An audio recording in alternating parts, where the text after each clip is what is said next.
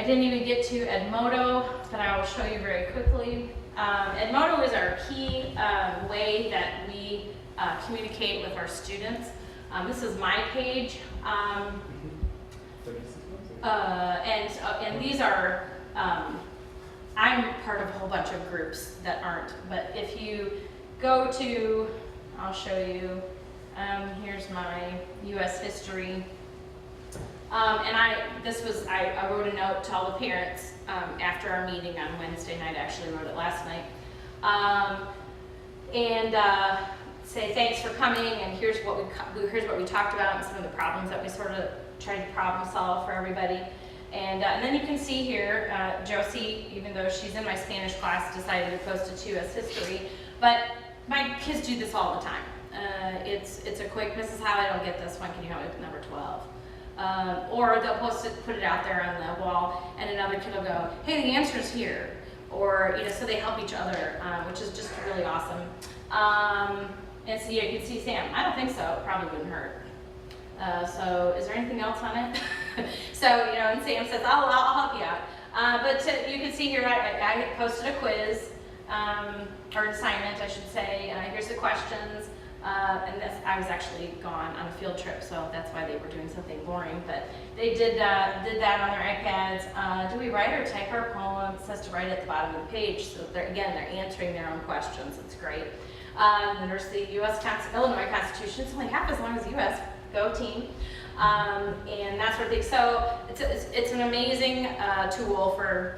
And again, can't even really tap into it, but it's a fabulous tool for communication, posting assignments, posting. I did a poll at the beginning of the year. Where do you think we stand now that we had a year of iPads? Where do you think we should go this year? How did things go last year? What was good? What was bad? Just to kind of get a feel for where they are at the beginning of the year. I have kids. I'll post a question and I'll say, discuss this. Here's what I want you to discuss. We talked about this in class. And their homework for the night is to post. And it looks a little bit like Facebook, which is what the kids really like, but it's a very safe site. It's self-contained, nobody else gets on it.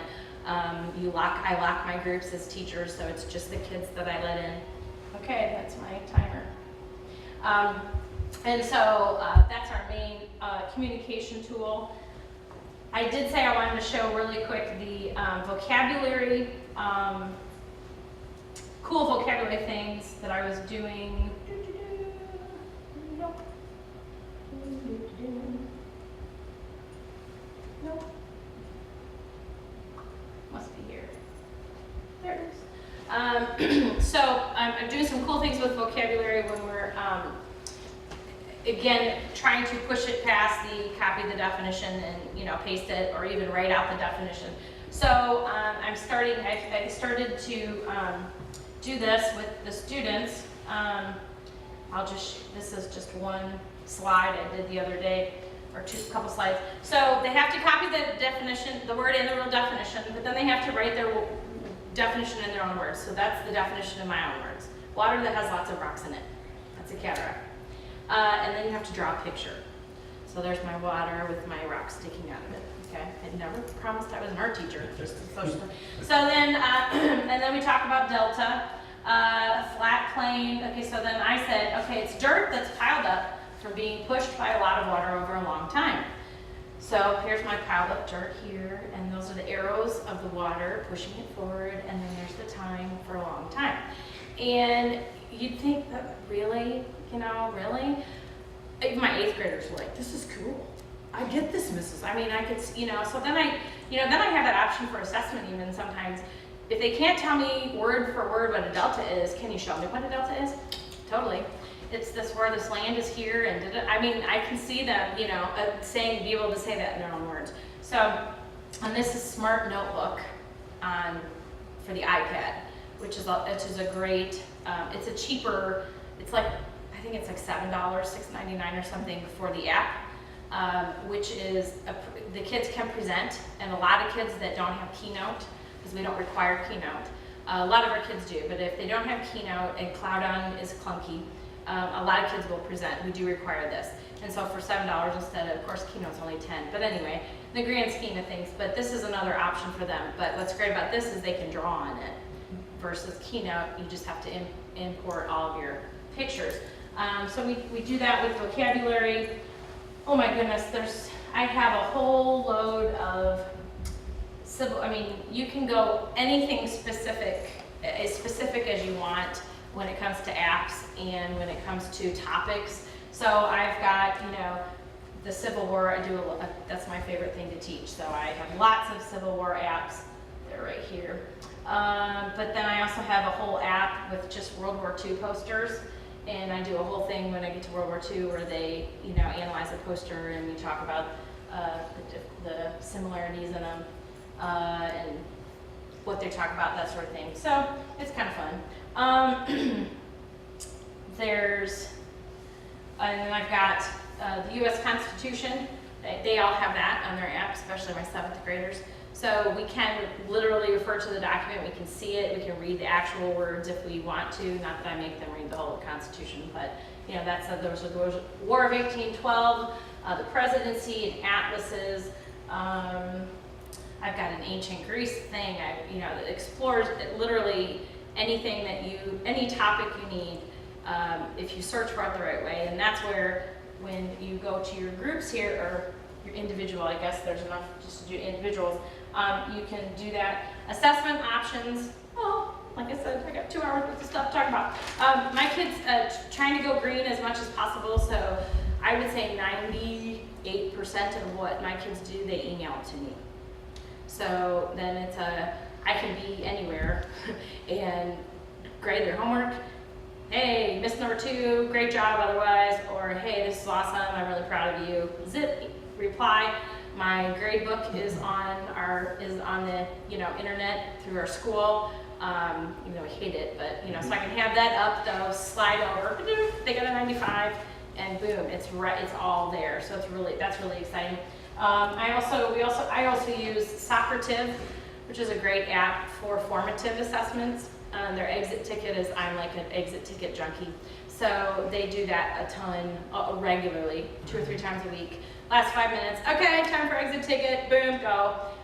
It's just a great way to get a pulse. And basically, Socrative is, I click exit ticket, I have a class number that's assigned to me when I sign up as a teacher. And the kids, I have a little paper strip that stays in my room all the time that has my class number in case they forget. Punch in my class number, and it's 4 questions. They write their name, they rate how well they understand the material from the day. They write down, they have to type one thing that they learned, and then the 4th question is answer the question on the board. So sometimes I'll throw up a political cartoon and I'll say, tell me what you think this means. Or I'll ask, sometimes it's an easy comprehension question, what's the capital of Mexico? Just to get them, just so something, and then boom, it emails me a report with all their answers. And so just like that, I've got did they get it? Okay, most of them said they got it either really well or mostly okay. Ooh, he said he didn't get it at all, I'm gonna have to talk to him tomorrow. Or, so I mean, it's a real quick there. And then Nearpod, although they've changed it, and I don't like that they changed it, but that's okay. I can do quizzes on Nearpod. You can also do quizzes on Socrative as well. So I can even assess on the iPad, which I'm doing more and more of as well. So it's a really, it's an awesome tool. So, okay, quick questions. So you can go play. How quick for the questions? I have 2 questions. Oh, just ask. Okay. I guess I'm in charge for 54 more minutes, so okay. yeah, I can. Question 1. What if in subsequent years you have a student in your class that has low vision, and you are doing a map of Mexico and you want them to participate in an inclusive classroom? Are you able to meet as a technology team and get tactile graphic overlays and things like that? Oh, with the yeah. iPad? Mhm. How do those work? Do you actually place them just physically on top of the Uh, iPad? some of them are put right on top, and some of them look like giant magnifying glasses, really, that they can sort of slide on top and manipulate as well. Cool. So it just kind of depends on the child and how severe the need is and how much magnification is necessary. But yes, they have those educational tools. In a parochial school, those students generally, we're working with parents. If they have something like that, then it's how can we support you in getting these things? Where at a public school level, a lot of times, if iPads are being used, that would be part of their IEP and come out of that special education budget, that sort of thing. Okay. Mm-hmm. Follow up to that. Yep. If I'm studying in one of my classes how important writing is to basic literacy, Mm-hmm. and how many students are not physically writing essays and things like that anymore. How do you find a balance of iPad use versus traditional, just pen to paper, writing down essays? Is it 50% iPad, 50% traditional? What is your perspective? In the context of my classroom, I would say we probably do 95% iPad. Okay. And that being said, I am very particular about we don't use text language. We talk about we call it digital citizenship or digital literacy skills that we talk about at the beginning of the year and expectations that we have in our classes. And so kids still have to type a proper heading, so they get used to formatting papers the way teachers want us to. We would like them to format. Just because it autocorrects and capitalizes it doesn't mean it's supposed to be capitalized. They need to. Those are kinds of things that we monitor and we check. For example, the Derd Scott. He just emailed that to me. But I'll talk about that. And say, before you present this, you've got to go back and check. Have you spelled things correctly? Have you? Are these sentences complete sentences? That sort of thing. I am passionate about writing as well as social studies, and so that's another one of my sort of personal teacher goals is how much writing can I incorporate into my social studies. And so that 5%, I do things. In fact, I just did an activity with my 7th graders where we compared the U.S. preamble to the U.S. Constitution, the preamble to the Illinois Constitution. And we didn't use iPads for that lesson. And they worked together and they created found poems by pulling words out. And they worked together and they wrote on sentence strips, and then they had to, kind of manipulate them as a group and decide how they're going to order all these different. And they're beautiful, beautiful poems that these groups came up with words and main ideas taken from these preambles. And that was a writing day.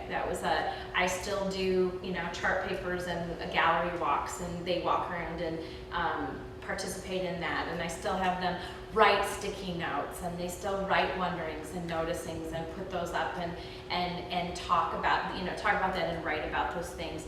But when we journal, which we do, I have them journal. We'll have I'll give them a topic and I want you to write. They do have a journal on their iPad. But again, it's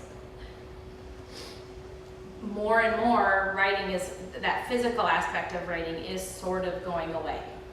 And so while it's still a very vital, the writing, the actual composing, the writing, that part of it, the literate part of it is important. And so, but using the technology that we have available. So they don't do a lot of actual physical writing. Occasionally I will dial it in. I call it dialing it in.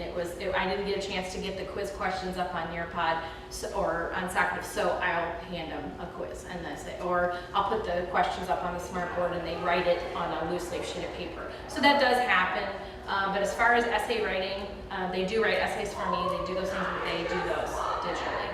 So our writing teacher still does a lot though. Our English teacher still does a lot. She doesn't do as much at all on the iPads, but she still does a lot of writing. So the kids are still writing in our middle school, pen and paper, just not with me very much. So, but I believe the literate practices, the analyzing, the synthesizing, the evaluating, the comprehending, all those things that you do when you write, when you create, all can, I don't think are hindered by technology. I think that they can create those things just fine. It's that, well, they don't have a rough draft anymore. Well, not really. I mean, you know, so they can do the editing, all that process on one document, which I like. So we do print things out though.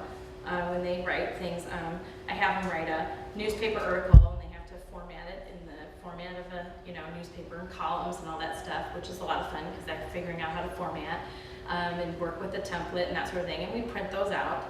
But I grade on spelling, I grade on, you know, I mean, so I count those things, and that's important. You know, I said you can't, just because you use a technology, you're gonna still look like you're a, you know, second grader when you're an 8th grader if you don't do these things. So it's important, but I guess I go about it a different way. So okay, so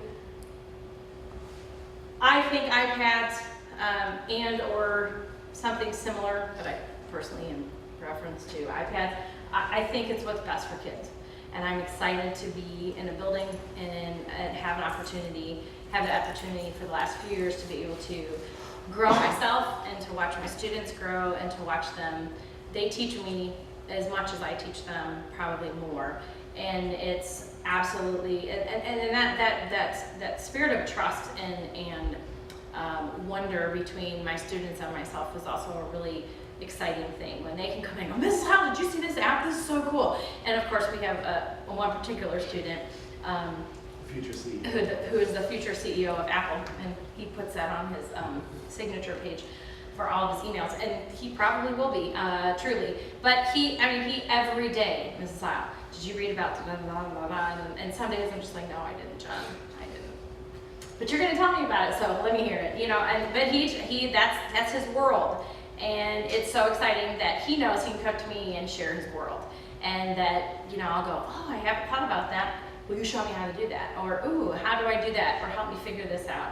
And he's a great go-to kid, so. Do you see an upswing, an uptick in their overall creativity as a class from year to year?